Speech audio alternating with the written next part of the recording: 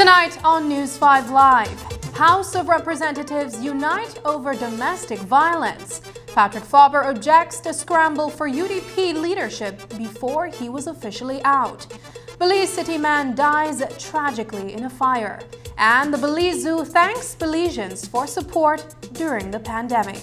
These stories and more up next on News 5 Live. Las tradiciones son atemporales, pero mantenerse al día es necesario.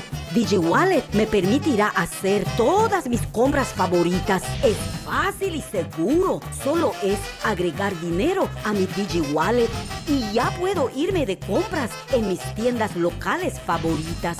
Oye tú, a mi familia le encanta. A mí también. Es nuestra nueva tradición. DigiWallet, próximamente.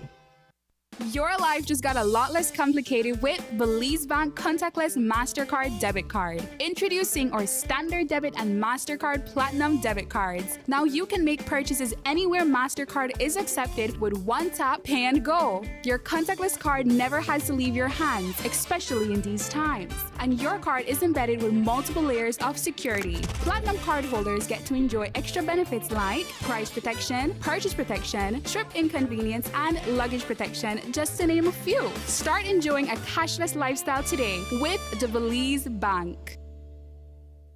Bundle the fastest, most reliable, unlimited broadband in Belize with your prepaid or postpaid mobile plan or Netflix.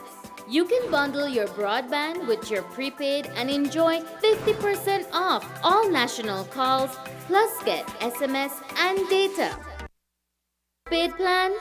Then bundle with any speed and pay only $25 extra monthly to enjoy unlimited smart-to-smart calls, plus 500 minutes, plus 6,300 megabytes of data. Stream unlimited HD movies and TV shows with our broadband, plus the Netflix add-on for only $30 monthly, and enjoy streaming on your laptop, TV, phone, or tablet. Visit a smart showroom near you to sign up or upgrade to the bundle that's right for you. Smart, bringing people together. If you're looking for low-cost television advertising, have we got a deal for you? Advertise on Channel 5's Daily Classifieds. Channel 5's Daily Classifieds is one of the most effective methods for introducing yourself and your business to the community. Use our Daily Classifieds to recruit employees, promote specials, promote your products or services, promote a business opportunity, increase traffic to your website, and advertise items you have for sale. Let us help you save valuable time and money. Call us today at 223-0146 or visit us at our offices on Pony Drive to discuss how we can help your business grow affordably. Channel 5's Daily Classifieds. Advertise today.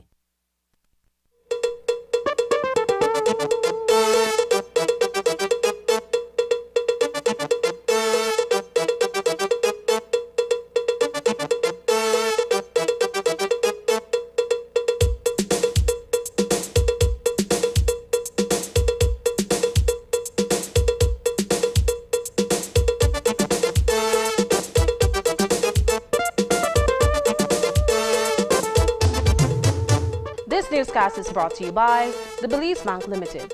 Our country, your bank. Good evening and welcome to News 5 Live for Friday, February 4th. I am Sabrina Daly. The Parliament, which is often divided on matters of national interest, was today on the same page on the issue of gender-based violence. Minister of Human Development Dolores Balderramos Garcia lashed out against gender-based violence and presented a motion that sets out specific measures the government will take. The paper was prompted by the recent allegation of domestic violence made against the former UDP leader of the opposition, Patrick Faber, which has led to his fall from the prominence in Parliament and in his party. He was notably absent from the proceedings today. In her presentation in the House, Minister Balderramos Garcia listed the points that the Cabinet has supported to stomp out gender-based violence. Be it resolved that this Honorable House, 1, denounces and condemns domestic violence in all its forms as a crime and a violation of fundamental human rights. 2, supports the call for additional resources to further strengthen the interventions, safeguards, and public awareness required to effectively address domestic violence in Belize. 3, will undertake legislative review aimed at filling gaps and putting in the necessary reforms for the response to domestic violence. 4, as national leaders, takes a zero-tolerance position with regard to domestic violence. And 5, prioritizes domestic violence as a national issue of significance and pledges to take individual and collective actions to end this plague in all our constituencies. Madam Speaker, I indicate that this motion has the recommendation of Cabinet. Minister Balderramos Garcia referred to the sad story of Nora Parham, who was hanged in the 1960s for killing her husband, a policeman, after years of domestic abuse. Minister Balderramos Garcia proposed that the House consider giving her a posthumous pardon. The opposition, led by its newly reappointed leader, Shine Barrow, fully supported the motion on domestic violence. Barrow, who himself was accused in October of 2020 of domestic abuse, recommended that the House goes further than just supporting the act, but also deals with members who may be accused. The UDP's candidate, now challenging Barrow for the post of UDP leader, Tracy Panton, was also forceful in her condemnation of gender-based violence. We hear first from Barrow. I do believe that when we have these instances, not just gender-based violence, but any instance in which any member of Parliament is alleged to be behaving in a way that falls short of the highest standards which we hold our parliamentarians to, that there should be additional steps taken by this House. I sit on the House Rules Committee. I believe that there should be a House Select Committee chaired by Madam Speaker, and we should look into these allegations, similar to when a person faces a criminal prosecution and they may be victorious, but there can be a civil liability. So I do believe, in keeping with the Code of Conduct, that we should go further than just this pronouncement, but put teeth into holding members of this House accountable. I myself have been accused, and it is not something that I take lightly.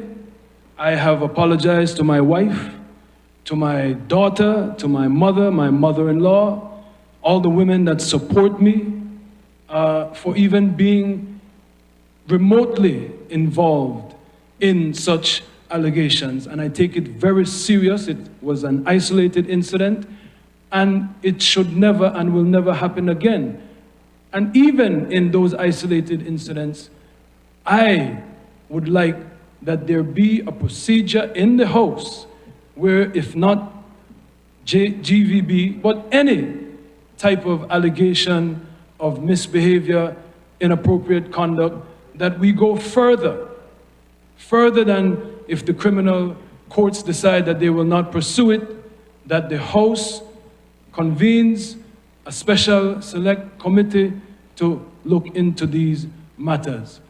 Let me be emphatically clear that in my view, bringing this motion to the National Assembly is absolutely the right thing to do at the right time.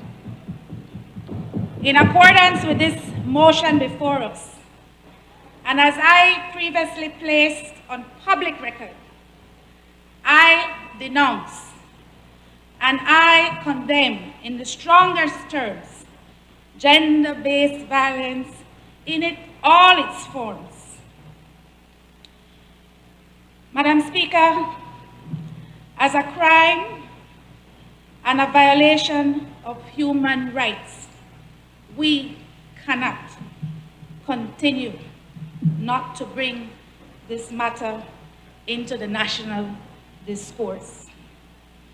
As a national leader, Madam Speaker, and the duly elected representative of the Albert constituency, I declare in this honorable House a zero tolerance position with regard to gender-based violence, domestic violence, intimate partner violence, and indeed, violence of all kinds. How do we intend to effect real change? Legal aid is not free, Madam Speaker, and while it is subsidized, women who live on the margins find it very difficult to access the services of the legal aid department. Counseling units, Madam Speaker, must be established countrywide, specifically to support victims of gender-based violence. And more importantly, must be made available 24/7 hours a day. 27 members from both sides who were present unanimously supported the domestic violence motion. 4 members were not present to vote on the motion, including the embattled former UDP leader, Patrick Faber. During today's House sitting, Prime Minister John Briceño presented a supplementary appropriation bill for over $70 million. It is a hefty sum that the government is asking for Parliament for. But after his presentation, Prime Minister Briceño explained the need for that amount at this time, particularly for the Ministry of Health. When we took over the Ministry of Health, it was a broken ministry. And it was a ministry that was filled by the former minister who, ironically, was a technician, an electrical technician that they put in charge of the ministry for 13 years. And so the Minister Shebat had to make some tough decisions when he went in there to try to fix it. I mean, we had millions of dollars that were in this 1 year alone of the payments that we're doing for medicines in the current, over $5 million is only for payments that Pablo Marin left. We have to be paying those bills. Secondly, because of this, the pressures in setting up the budget, if I'm trying to remember right, they needed, I think, about $20 million for medication, especially because of COVID, of the testing. I mean, we're doing tens of thousands of testing, something that UDP was not doing. We're doing it. But I think only $9 million was approved. So now they have come back to finance and say, well, we have to get these medicines. We have to be able to, or else we're going, the other day we were running out of testing. And that is why then we have these new appropriations, especially when it comes to the Ministry of Health. Recently, we heard from the Attorney General Magali Marin Young speak about a new libel law that will come into effect. The act was introduced today in the House, but many people, especially some in the media, question if its purpose is really to muzzle the media. Today, Prime Minister John Briceño quelled those concerns and assured that the media will get some form of input before that law takes effect.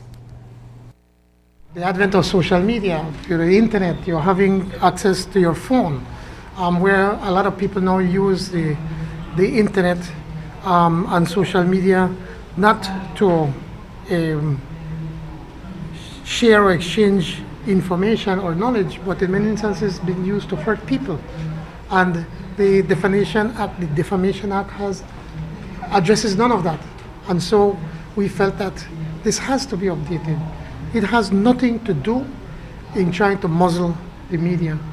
The media has their own standards that if you were to say something that it is not so, then the person that you accuse of has the right to go to access to the courts.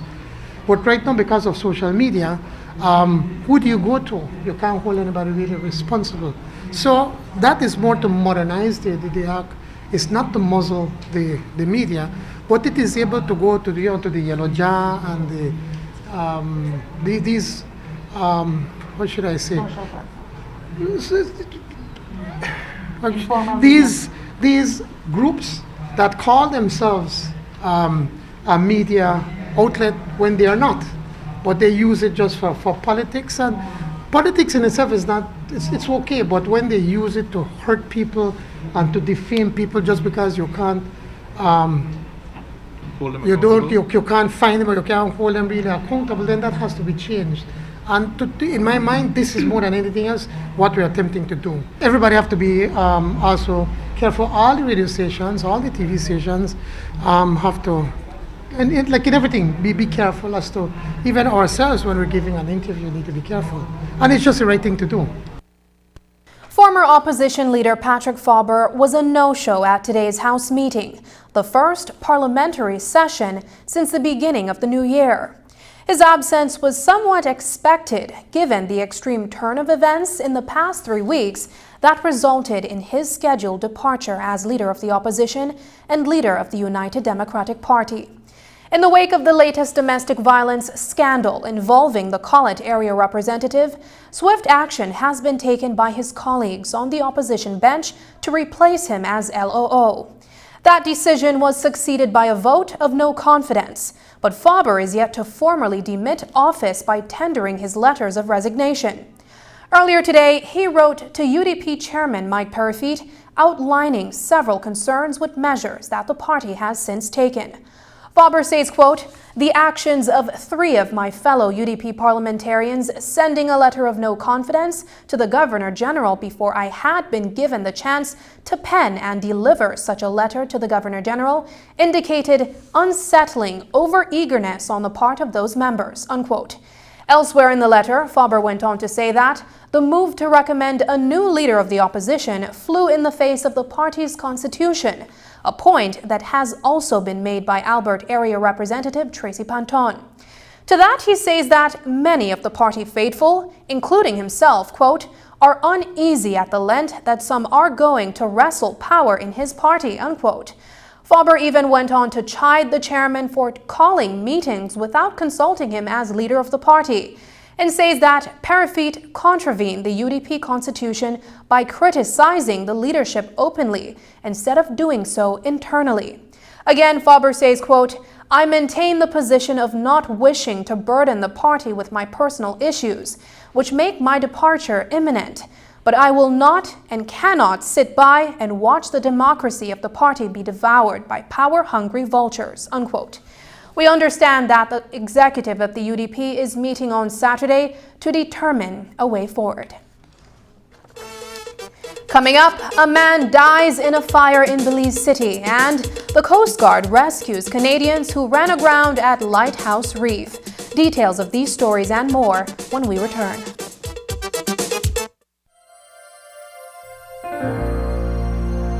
Hello, friends. This is Dr. Bob Roberts with another 60-second sermon from God's Word. The Bible says, "When Jesus therefore saw his mother and the disciples standing by whom he loved, he saith unto his mother, Woman, behold thy son. Then he saith to the disciple, Behold thy mother. And from that hour that disciple took her unto his own home." William Goldsmith Brown once said, "The sweetest sounds to mortals given are heard in mother, home, and heaven." Abraham Lincoln said, "No man is poor who has a godly mother. No one knew the love and compassion of a mother like Jesus. She was the first to greet him from the womb and the first to greet him from the tomb. She was first to the cross and first to the tomb. Jesus' love for her is best illustrated by the fact that one of his last thoughts was on his mother. From the cross, he looked down and saw her and said to John, "Behold thy mother." That is, take care of Mother John. No one can comfort and console like a mother. That is why someone said the best place to cry is in a mother's arms. She is there when we cry and often when we die. On September the 24th, 2010, in a New York apartment, the lifeless body of Cesar Mercado, senior consular official, was discovered by his driver, Amparo Amador, who had come to drive him to attend the UN General Assembly's annual meeting. The driver related, "Beginning 6 months ago, he told me, don't let them have a funeral for me here if I die. I want a closed casket. Just send me to my mother."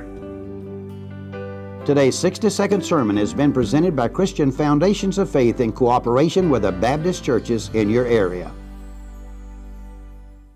Watch The Truth of God with Pastor Gino Jennings of the First Church of Our Lord Jesus Christ every Sunday morning at 8 a.m. exclusively on Channel 5 Belize. The Truth of God with Pastor Gino Jennings every Sunday at 8 a.m. on Channel 5 Belize.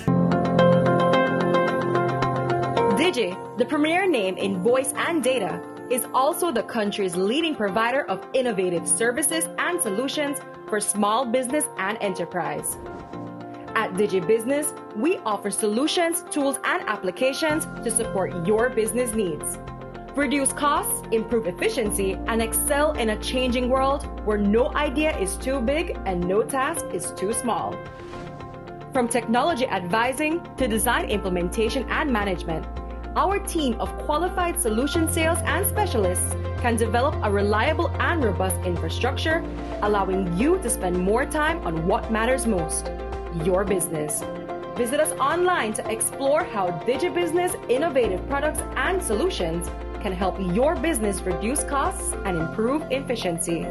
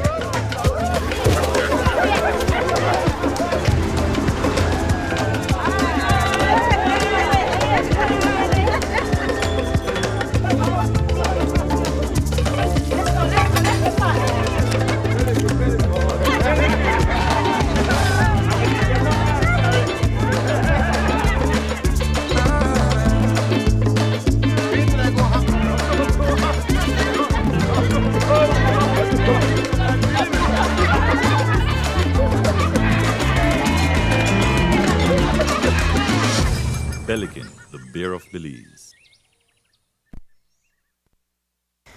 A small house fire in the vicinity of Antelope Street Extension claimed the life of a handyman last night, just before the start of the curfew.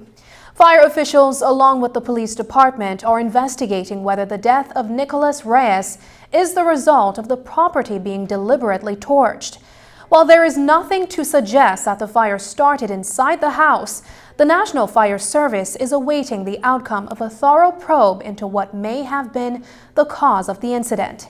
News 5's Isani Cayetano reports. A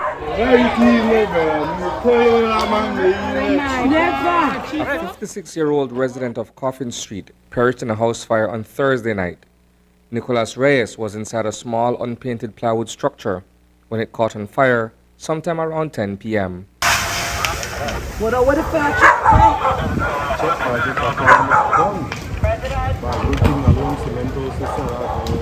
By the time a fire truck arrived on the scene and efforts were made to rescue him from the blaze, it was already too late. Not only was the structure eviscerated, its sole occupant had already met a fiery end. When fire personnel arrived on the scene, we observed what later identified as a 6x8 wooden structure with zinc roofing on fire. Initially, as always, we deployed and extinguished this fire before it spread to its adjacent structure. During investigation, fire personnel found that this was more than a fire, as we found the remains of an individual that had succumbed during the fire. Reyes lived inside a property that also houses a concrete two-story structure. At home at the time of the fire was his neighbor. I live right upstairs in the yard. I made it sleep. I don't made it sleep. And then my husband called tell me that Chico, everybody know him as Chico. Chico was up on fire. And then when I got out of my bed and I called look, I see the whole house done on the fire, like a small house, just a little one-man house. And then my husband couldn't go in, go see if it really had happened to Chico, but then no response from Chico. According to station supervisor Kenneth Mortis, there is the likelihood that the occupant may have died of smoke inhalation prior to his body being consumed by flames. We know that his structure in question had no form of electricity, and we did a thorough investigation of the scene, and we could have safely ruled out a candle and of course the mere impossibility of a fish coil. We will now have to work hand in hand with the police department, as we believe this has now evolved into a criminal matter. It's an unfortunate situation last night. The way Mr. Reyes was found lead the fire department personnel to believe that he was probably asleep and he simply became overcome with the smoke, and he prematurely died in his sleep before the fire consumed his body. Knowing that Reyes was inside the burning structure, neighbors tried desperately to douse it with buckets of water. The next door neighbor, whose name is being withheld, says that her husband tried his best to save Chico. The attempt, nonetheless, was futile. So he just get the bucket and gone at the outside pipe and start to full, and then start to show water. And then the neighbor on the other side of the fence start to throw it up on the other side. And somebody called the fire truck. An investigation involving the police department is underway to determine whether Reyes' demise is the result of an arson. Reporting for News 5, I am Isana Cayetano. The Belize Coast Guard has rescued 2 Canadians whose sailboat ran aground at Lighthouse Reef on Thursday night. In response to a distress call, the Coast Guard sent out a team and located the Jolie Brise 2 at 2 nautical miles south of Hat Key. 2 feet of water was in the cabin, and 2 Canadians aboard were rescued and taken to Half Moon Key. Officers from the Belize Coast Guard and rangers from Belize Audubon Society remained on scene and provided security for the night. Today, the Department of the Environment, in collaboration with the Belize Port Authority, conducted an initial assessment of the damage to the reef, as well as a salvage operation of the sailboat. The Canadians have been transferred to Belize City for processing by Immigration and the Belize Port Authority. While the cost of gasoline and other goods may be going up, Belizean consumers will not have to worry about an electricity rate hike, at least not in the near future. Today, the Public Utilities Commission announced that their final decision after receiving public comments and looking at the Belize Electricity Limited's 2021 annual review proceeding, it no longer is that no changes be made on tariffs at this time. The mean electricity rate will remain at 0.3999 per kilowatt hour until June 30th. BEL had reported they needed a rate hike due to a cost overrun from suppliers that was higher than projected. BEL is also forecasting an increase during the remainder of the tariff period, January to June 2022. But the PUC says, quote, the Commission received comments from stakeholders and determined that any rate increase may negatively affect the economic recovery of the country, unquote. The Christians Workers Union will be getting a $1.5 million payout from the government of Belize. GOB has acknowledged that the privatization of the Port of Belize Limited affected the stevedores. But there are conditions to the Memorandum of Understanding, and this money is separate from the sugar redundancy package, which must also be fleshed out. The commitment from the CWU, they say, is to keep the peace. News 5's Paul Lopez reports. The government of Belize has agreed to compensate stevedores at the Port of Belize Limited for injuries caused as a result of the privatization of the company back in January 2002, 20 years ago. The essence of the agreement is that the government acknowledging that privatization has had an impact on our members, offered an ex gratia payment initially. An officially signed memorandum of understanding reveals that GOB agreed to make a payment of $1.5 million. This is to be paid by February 28th. Also included is a commitment by the government of Belize to amend the Belize Social Security Act to ensure that Social Security benefits and contributions are paid and payable to stevedores. Thirdly, the government has agreed to commence negotiations regarding possible payment to stevedores for injuries suffered by the police department during a peaceful protest on July 2020. Because one would want to justify the union receiving $1.5 million, what are those injuries suffered referred to? Would you give examples or explanation? So I think it's important to look at this and call it what it is.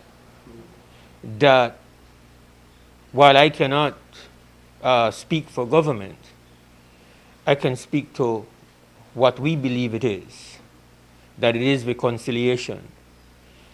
It is reconciliation that really doesn't cover what our members have lost. Essentially, it is ointment on an amputated leg. Because when we do the maths, our members have lost out on future earnings of when we put together direct earnings and then retirement benefits. We are looking near $30 million.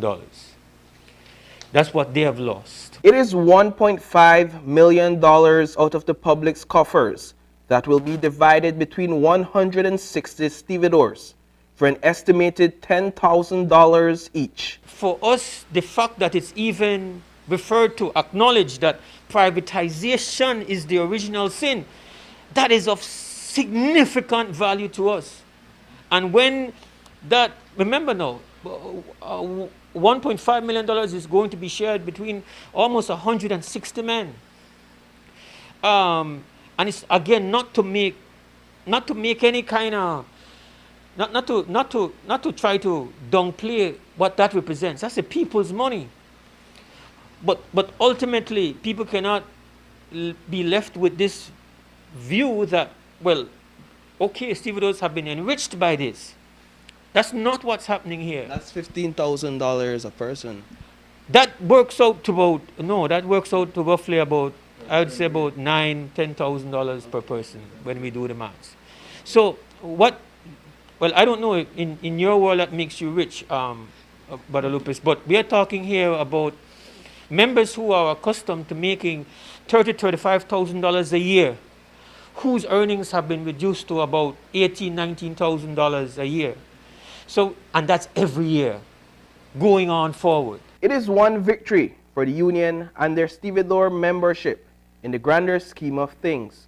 But the CWU has agreed to reopen the collective bargaining agreement signed only 3 months ago in effect, to renegotiate a matter already agreed to. One of those conditions is that we are at work. Another one of those conditions is that we are to open up our CBA and negotiate a matter that we agreed to in 2020, and that is the hours of work. It is highly unusual, and usually under normal circumstances, it's not something that we would agree to do. But again, because we are trying to create a better and more stable climate, we have accepted that condition to negotiate with good faith and to make every reasonable effort to find a solution that works, that remedies efficiency, while at the same time not causing any distress or losses from our members. Hyde noted that the $1.5 million ex gratia payment is not a substitute for the loss of sugar. Payment under the redundancy package must still be discussed in accordance with the recent ruling by the Essential Services Tribunal. Hyde says the union is committed to maintaining stability at the port throughout these negotiations. As we have said to the employer in our conversation, that we might not love each other, we might not like each other, but our earnings depend on each other, and we have to work it out. And so again, we are saying that between now and the next CBA process, we have no intentions of industrial action. That is my position to all involved, and I'm stating it publicly. So let now those people who have judged us the way they have judged us and tried to create a situation where we are responsible for high prices, we are jeopardizing the prices at the grocery stores, let them now look at us and say, we are moving towards peace. Reporting for News 5, I am Paul Lopez. As you heard, the government of Belize has agreed to commence negotiations regarding possible payment to all stevedores injured as a result of actions taken by the Belize Port Police Department during a peaceful protest on July 2, 2020. According to Hyde, 11 men were injured, and while the MOU does not categorically say that the state is accepting responsibility for the actions of the police, it is prepared to hear the stevedores on this matter. What happened is that some of these are already in the legal process, and we are not talking here about, we're looking at about 10 or 11 individuals. And so there's no, it's not as if though there's any manufacturing of injuries. These are things which have already been processed with the medical legal forms. We have it on the record. And for us, that was one of the most grotesque moments in a saga that has had some very grotesque moments. So that says a lot. We have not forgotten it. We have a member who has basically, if it were not for brotherly love, would not be earning an income. I have to be honest, because he's physically limited, but he is supported so that he can help and do the work.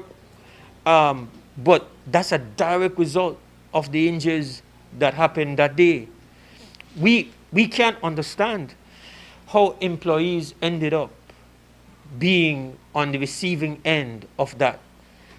And the fact that the state actually acknowledged that this was not sanctioned means that we cannot leave that unresolved. We have preached that to our members, that it cannot be left undealt with.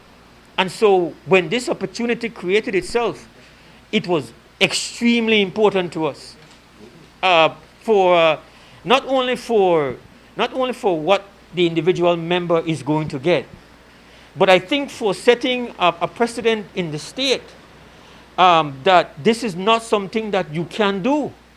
You must respect the right of the employees to stand up.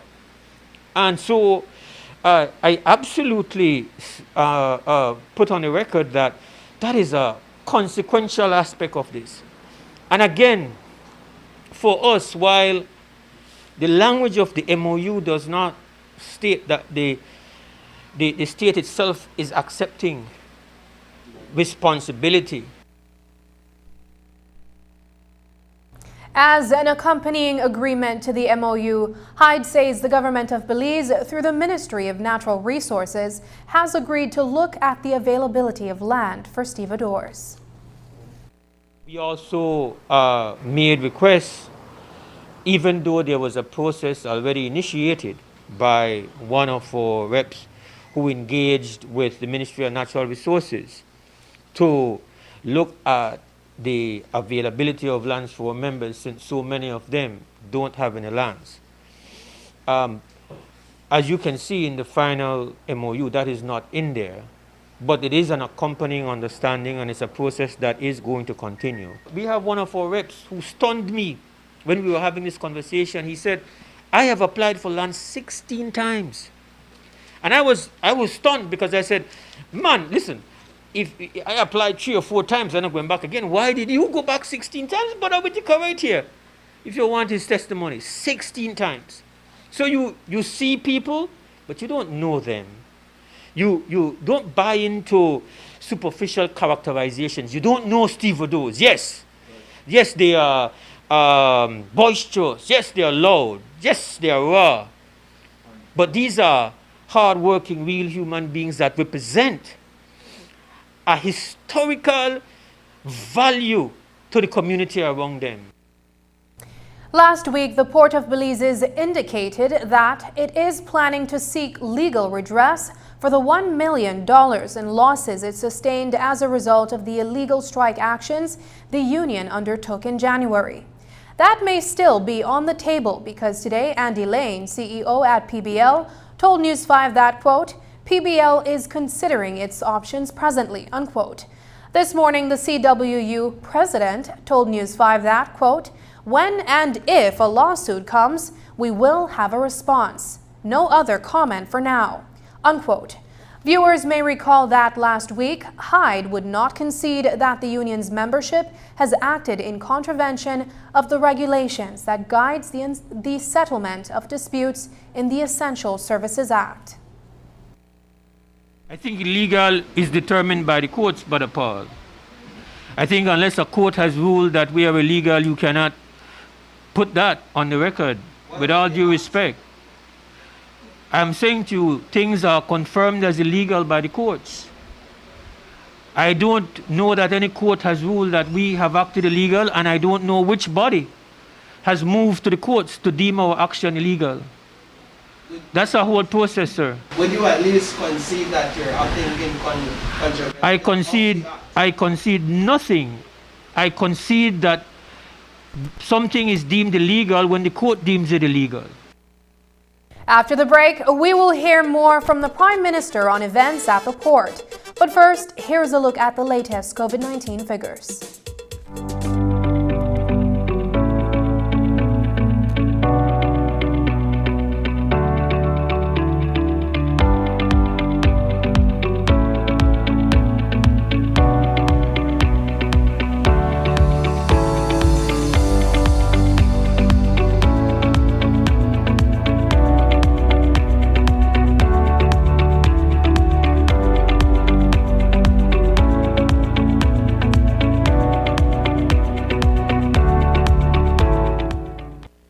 Offers the best mobile experience in Belize? You don't know? Well, the truth is, Digi, our national telecom, of course. Digi has the largest mobile LTE advanced network with over 96% countrywide coverage, offering the fastest mobile LTE data speeds at the most affordable rates with mobile plans that fit your lifestyle. The truth is,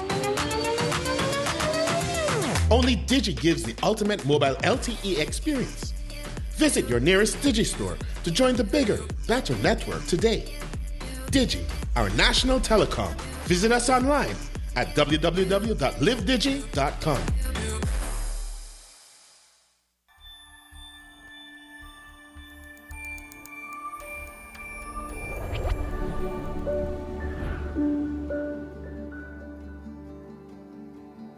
How to file a tax return. With your account now linked, you can log into the Iris Belize online portal by entering your email address and password and click Login. On the main tab, click the Returns menu and click File a Return. On the Returns form, select your revenue type, business tax followed by the year 2021. Your tax period will appear. Select a period and click the Start Return Action link. Step 1. Start. Review return details information to start. Click the Save and Continue button to proceed to the next step. Step 2. Return Overview. To complete this section, click the Enter Revenue from Trade, Business or Profession link to complete. On the form, insert the correct information in the field that relates to your business type. The online form will automatically calculate your tax amount. Click the Save and Continue button to continue. Step 3. Enter return details. If you have any monthly adjustments to enter, please enter on this page. When completed or no adjustments to make, click the Save and Continue button to continue. Step 4. Upload documents. This step will allow you to upload one or more documents to support the details supplied in your return. You will not be permitted to upload a single file greater than 5 megabytes. To upload directly, drag and drop files in the form or click the Select Files from your computer to upload. Once all necessary files are uploaded, click the Save and Continue button to proceed. Step 5. Review and submit. This section provides you with a summary of your entire return before you submit. Please check all figures and amounts due. Before you submit your return, click the I have read and agreed to the declaration box. Now you can click Submit Return. Your tax return has been received. On this page, you will see the current balance for the period is displayed below. It includes the return amount along with any penalties, interest, additional fees, payments, or credits. Click the Pay Now button. The following tax account and period are pre-selected. Review and enter the amount you want to pay. Then click Continue. You can now pay using any online banking service of your choice. Copy the reference number in your bank payment reference. Each reference number is unique. It will ensure your bank transfer payment is correctly applied to your tax account. You can now click the Finish button and will be directed to your online banking site to pay online. When payments are completed, you can easily check your payment history using the Iris Belize portal. Once logged in, click the My Tax tab, followed by the Payment History link to view all payments done either online or at the Belize Tax Service office. Enjoy using your integrated revenue information system. Effortless, easy, and efficient electronic tax services for everyone. Iris Belize. Es un hecho. Únicamente con Smart obtienes todo realmente ilimitado. Solo con Smart obtienes datos ilimitados en cualquier momento. Mientras que con el otro proveedor solo son datos dobles los fines de semana. Con datos ilimitados todos los días no hay necesidad de esperar, así que es un hecho que nuestros planes ilimitados superan a la competencia. Por lo tanto, no permita que le digan cómo y cuándo usar sus datos y obtenga llamadas, mensajes de texto y datos ilimitados. Vive la verdadera experiencia de planes ilimitados con Smart. Es un hecho. Haga el cambio y viva Smart. While in Belmopan, the media asked Prime Minister Briceño for an update on the recent impasse between the Port of Belize and Stevedores. Government, he said, intervened and will allot the Stevedores payment for what they feel they've worked for over the years. During the strike action from the CWU, we had people talking to the Stevedores, trying to get a good understanding of what are some of the issues that have been outstanding for such a long time. And one of the issues was the way the privatization was done. that the stevedores are never taken into account for the for the number of years or work that they've done during that time. We believe it is best to just put this to an end. It is something that needs to be corrected, and felt that instead of having this fester and continue every now and again to flare up, because at the end of the day, when these things happen, it costs everyone, including the consumers. And as a responsible government, we said, let us deal with it once and for all. And Minister Shebat, we moved him at the right time because I needed somebody with technical, with a law, I felt that in that ministry we needed somebody with a legal background. And so we appointed him right at the right time. So he sat down and had long negotiations, respectful negotiations with the CWU to be able to come to a compromise, and they agreed to the $1.5 million. But it's not just like to give it to them just like that. We're going to give it to them, and within 90 days they will have to give a full accounting of every cent that was used, and with receipts and names and social security number, to ensure that the money is used fairly, that is used fairly, and that there can be full accounting because of taxpayers' monies. They have agreed to that, and I believe that they will do such thing. Now, a part of the negotiations also, or the MOU that was signed, was also know that because the stevedores do not work straight hours like all of us, that we go in and then you work 40 hours a week. They only work when there's a ship, and then when they come in, sometimes they work some inhumane hours. They have not been able to get registered under Social Security, and it is unfair to them because they are also workers. And so from when I met with them in December, I took it upon myself to tell them, well, we will meet with the Social Security management and us as a government to see how we can amend the act so that they also could be registered as employees. Lately, the Belize Chamber of Commerce and Industry wrote to the government citing recent acts of protest at Tower Hill and the fact that law enforcement did little to nothing to clear the roadblock that occurred. The Chamber wrote, quote, "The BCCI recognizes and celebrates that we live in a democracy where people are free to disagree. However, the concept of civil disobedience and the existence of myriad mechanisms for resolving disputes mean that there is no excuse for violence or illegal acts in support of any point of view. We therefore encourage the government to establish clear policies and procedures for guidance in having all relevant government entities, including the police department, uphold the laws of Belize," unquote. We asked the Prime Minister for his response to this letter and another that came from the agro industry on the same matter. I'm disappointed that they would write such letter because we've had very good working relationships with both the agro-processing group and the agro-producers group and the chamber. But what did they expect us to do? Send the BDF? Beat up people? What did they want us to do?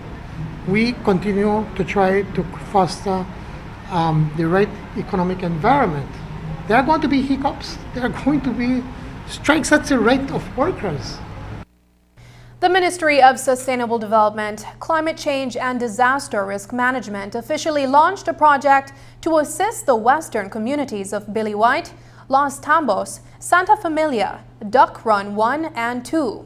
These communities will benefit from improved infrastructure under the Building Climate Change Resilience and Social Integration of Displaced People in Settlements of Western Belize project. The project is one of 2 selected from among 70 to receive funding through the European Union's Lives in Dignity grant facility. This project proposes to build and equip a polyclinic, upgrade the current potable water systems in these 3 communities, rehabilitate and rebuild hurricane shelters and community centers in 5 communities, to build a drainage system for 2 communities, equip all settlements with firefighting and management equipment, and providing training in areas that will build their capacities and improve resilience. I believe this grant will be a life changer for 3 communities where displaced people have lived for more than 40 years without the most basic access to education, to water and sanitation, to access to health services. We all know very well that life in settlements is particularly difficult when those services are not provided or are not sufficient. It is a source of inequality, unfair treatment, and is basis for exposure to injustice, disease, and insecurity. The European Union, in partnership with the government of Belize and with IOM, will contribute to correct these inequalities in order that those identified communities are not left behind and are empowered to better contribute to the socio-economic development of Belize. Just ahead, a beloved Belize City building gets some TLC. The changes at the Bliss up next. But first, here's a weather update with data from the Belize Met Service. This weather update is brought to you by SMART.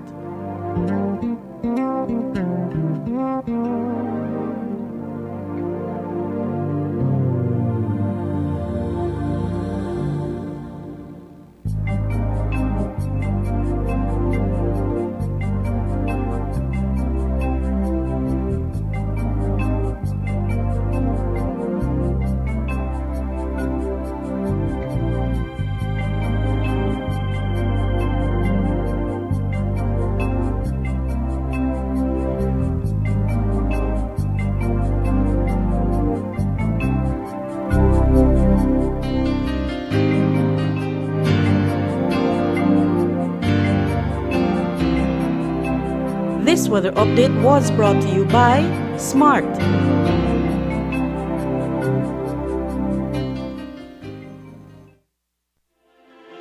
New Year's is a time for us to make hearty resolutions that will help us better our lives, and then promptly forget about them. However, there are some resolutions we shouldn't forget about. Join us for our new series, 100%, where we'll be talking about being 100% in on things like our relationship with God, our spouses, finances, and more. Tune in at 10 a.m. right here on Channel 5 Belize.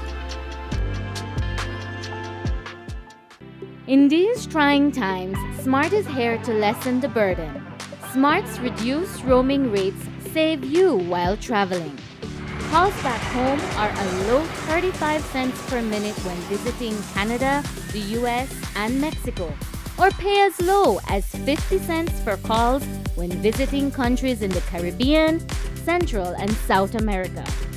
For the month of February and March, enjoy an unbelievable low rate of 30 cents per megabyte when roaming with mobile data in Canada, the US, Mexico, Central America, and the Caribbean. Whether you are a business traveler, studying abroad, visiting loved ones, or just traveling for pleasure, SMART's new roaming rates have got you covered.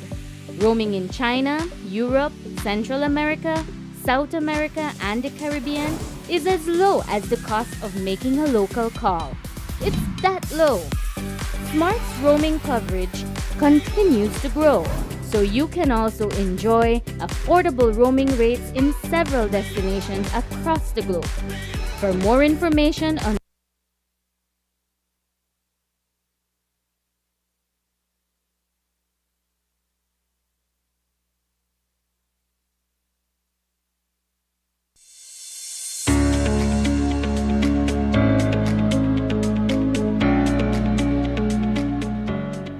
Child Development Foundation, or CDF as we are popularly known, has been partnering with Social Security Board since 2015.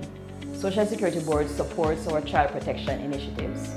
They support us to build capacity for teachers and parents to identify the indicators of abuse. In particular, they support our counseling center so that we can provide trauma-focused counseling therapy to children who have been abused. Social Security has also supported our prevention program, the Rise Girls program, to help us to equip young women who are in primary and secondary school to understand more about adolescent development and also to build good self-esteem and to build safe social networks.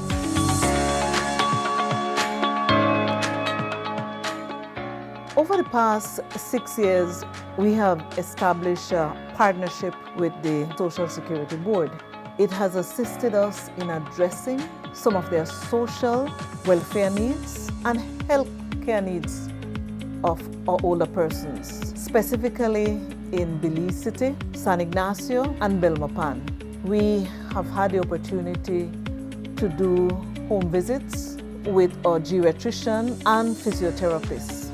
We distribute meals to them. We also have that opportunity to interact with them, to observe them. There are needs that may be identified. If we can address those, we do so.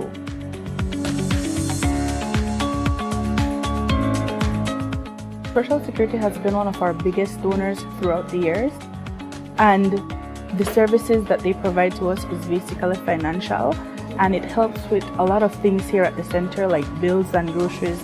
The center is a drop-in center for the mentally ill, elderly, homeless, deportees.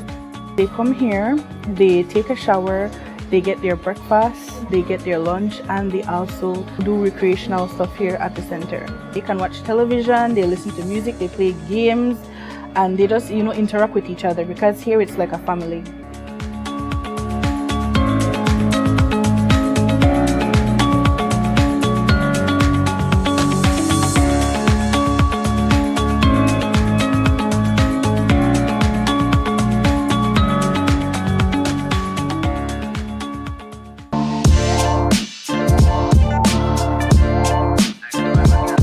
Connecting people.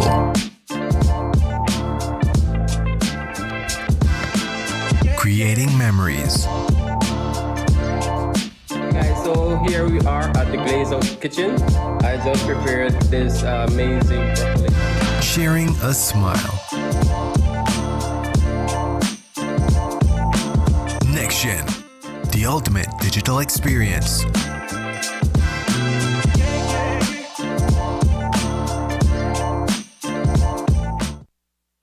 If you've traversed southern foreshore in Belize City this week, you would have noticed that the Bliss Center for the Performing Arts is getting a facelift. There is a new paint job and men are around the building doing some work. News 5's Dwayne Moody gets a closer look at what's happening, and as he found out, the work on the Bliss is more than just cosmetic.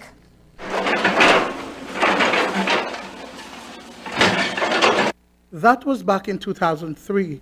When what was known as the Bliss Institute was partially demolished and transformed into the state-of-the-art Bliss Center for the Performing Arts. Since its grand gala opening in 2004, it has been the stage for iconic performances. Legends such as Andy Palacio, Leila Vernon, the Belize National Dance Company, not to mention creatives in the visual arts. Almost 2 decades later, works are once again happening at the Bliss. It is repairs and renovation that is from the inside out. We did have some issues here at the Bliss for a number of years with leaks on the roof, and along with that we had some other issues. But according to Senior Program Officer Kim Vasquez, it's deeper than just a facelift. And while the dance studio is also being redone, it ties into formal agreements signed with dance companies. We have 4 resident dance companies here at the Bliss, and of course all dancers and all artists are always welcome to call the Bliss their home. But we have 4 of them permanently residing here. That is the Belize National Dance Company, of course, Belize Afro Dance Formation, formerly Precision and Style. We have Ugundani Garifuna Dance Group, and we have Modern Dance Movement. And we have, along with each one of those, we have children and adults dancing. So dance is very much a part of the family here at ICA at the Bliss. And so last year we signed a formal working relationship with the 4 of them to recommit to dance, because we wanted it to coincide. Like I said, we just don't want it to be external. We want the renovations and the repairs to also be about relationships and about a re-emergence of the arts. While activities have been ongoing and the Institute of Creative Arts has not been closed, The cultural and creative sector has been hard hit by the COVID-19 pandemic. Artists, for the most part, have sought jobs in other sectors, including BPOs. Vasquez says that they're working on new, vibrant programs at the Bliss in March. What we are hoping to do is to have a call to return, to let us see what we can do in terms of business development training, in terms of opportunities for creative expression. And the first thing that we want to do, as I said, we are hoping that the repairs will be done in March.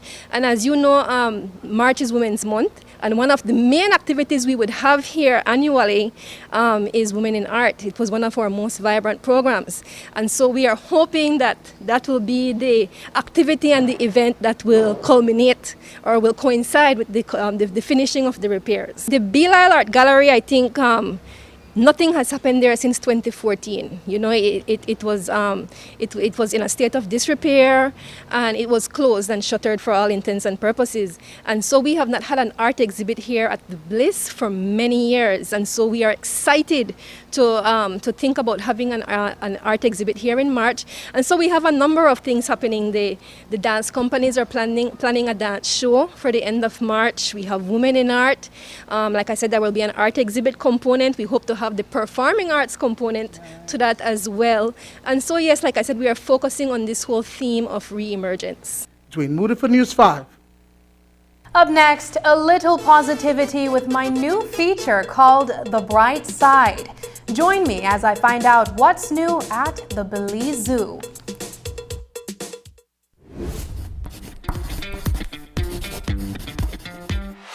The ministry is collaborating with SpeedNet Communications to have a vaccination campaign for children ages 12 to 17 years. Children who get vaccinated will get a chance to win fabulous prizes, including backpacks with supplies, Nintendo Switch, tablets, book tuitions, and MiFi with 3 months data. Only children 12 to 17 years old can participate in this smart and Ministry of Health and Wellness raffle. At vaccination sites, each vaccinated child, upon being vaccinated, will receive a ticket to place their name, age, date of birth, BHIS number, and contact information on, which will be filled out by a parent or legal guardian. The sooner a person vaccinates, the more chances he or she will have to win. Get vaccinated, Belize! Vaccination saves lives. Taking its name from the venerable father of the nation, the George Price Highway stretches 77 miles from Belize City to Benque Viejo. Originally built in the 1930s, this cross-country highway system is the artery that links Belize to Central America at the western border with Guatemala. That connection facilitates overland trade, supporting Belize's economic development. Winding its way across the scenic countryside, the George Price Highway, from Roaring Creek to Esperanza, has been fully reconstructed to meet international standards, with particular emphasis on road safety. A shorter and hassle-free commute is best enjoyed when everyone obeys the traffic laws. To reduce the number and frequency of road traffic accidents, it means that a seatbelt must be worn at all times and the speed limit observed when traveling along the highway. It also means that pedestrians must use sidewalks and crosswalks where available.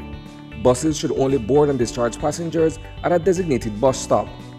Road safety is everyone's responsibility. It begins with you.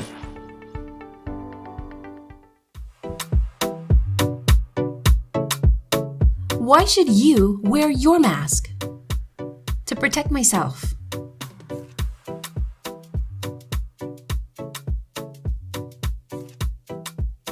My friends. My family and others.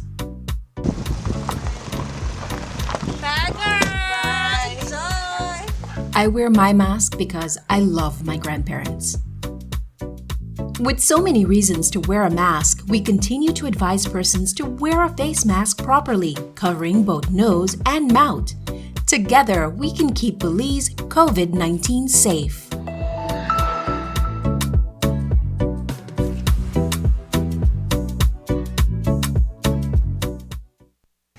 When was the last time you went to the Belize Zoo?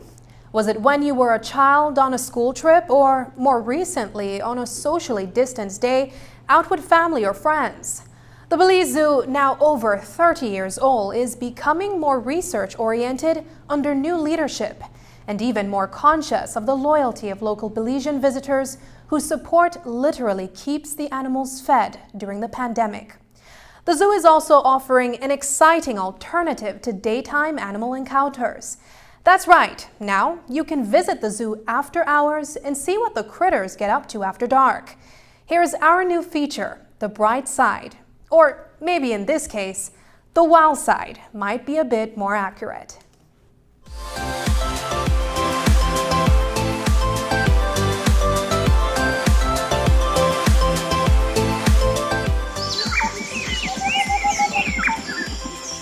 Have you experienced wildlife at nighttime? Perhaps you've seen it on Discovery Channel. But the Belize Zoo wants to give you an up-close and personal experience of nocturnal wildlife at twilight. Okay, this is what he... Oh, wow!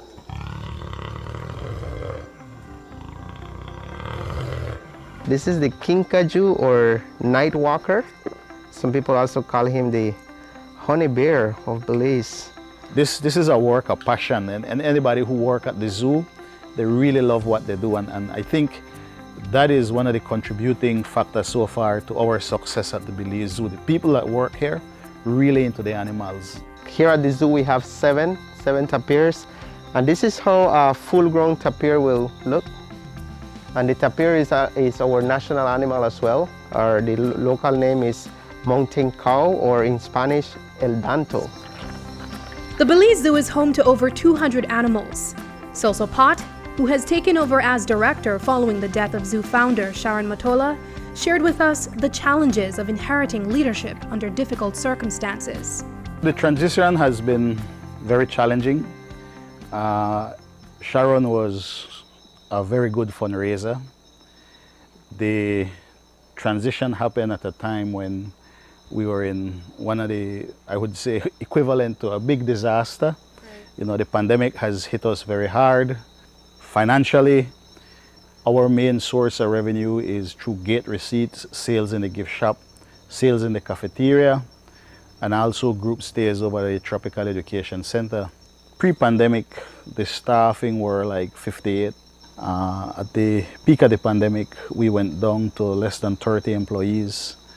Today, we're back up to 38 employees, and all the employees are on a shift basis, reduced days. But we keep on working and doing what we're supposed to do for the well-being of the animals at the Belize Zoo and Tropical Education Center. That's his picture, but there is the real bird. Hi, Hoodwink. Hi, Hoodie. The pandemic has meant going into survival mode for the institution that houses and protects Belize's wildlife treasures. I remember one of Ms. Sharon's words. She said, it's sacrifice time for everybody. Well, we the zookeepers, we love what we do. So we do it with a passion. It's not just to come and here is your food, have a good day. No, we have to observe, we have to train. It's like our friends, because we spend every day here with the animals. So, and they rely on us. And it's a job, yes, because we get paid for it, but it's more than that for us. Next, we're gonna look for the puma. She is, this is an average size female Belizean puma in there. Celso Pot says it was the loyalty of Belizean visitors, most of whom grew up visiting the zoo, that has saved it. What most people don't know is that we have the Tropical Education Center where you can actually come and spend a night with us and then tour the zoo at night. And so most of the people doing night tour were tourists or school groups we host at the Tropical Education Center. But during the pandemic, we started offering it to Belizeans. And so we had a lot of Belizean families coming to the zoo to experience the zoo at night. We saw the puma, and in here we have the little margay. Look at that one. Look there. Right there. So for 2021, we had just over 25,000 Belizeans coming to the zoo to visit. We had over 17,000 adults and over 17,000 kids, Belizean kids, coming to the zoo. All their visitation contributed to the operation of the zoo, so that also helped us in feeding the animals, keeping the lights on, and paying the staff. So this is the ocelot. Oh my goodness. The ocelot, and here he is. Definitely. This is a male, Ready to give a show. 8-year-old ocelot. His name is Rayburn, and we got him from a farm, Rayburn Ridge Farm, 8 years ago. You're petting him. I thought he was angry. No, this is how they greet. This is Really? this is how they greet each other. If he was mad, he would be jumping on the fence. Oh my goodness. I'm gonna put some meat on the fence, and he's gonna jump for it. Okay. All right. You ready? Okay. This is what he. Oh wow. Indy the tapir. Hi, Indy. Here we go. So let me show you. Just put it in his mouth like this. And while he eats the carrots, you can always give him a quick pet on his head, so you feel how thick his skin is. I got it. Oh, you give me a real short. They're all short. Just put it in his mouth. Okay. Don't be afraid. Put it in his mouth, then you pet him on the head. I have more. As you can probably tell, my shaky attempt to pet Indy was quickly reassured with the realization that she was just a friendly tapir that loved carrots as much as I do. And this is the American saltwater crocodile. And his name is Brutus. And he's very big. He's huge. He's like 13 feet long. Yep, and he's still growing. And we really appreciated this jaguar that rolls over on command. Check this out. Roll over. Can you roll over? Roll over, Lindo. Look at that. They're very smart. Oh man. Good boy. So cool.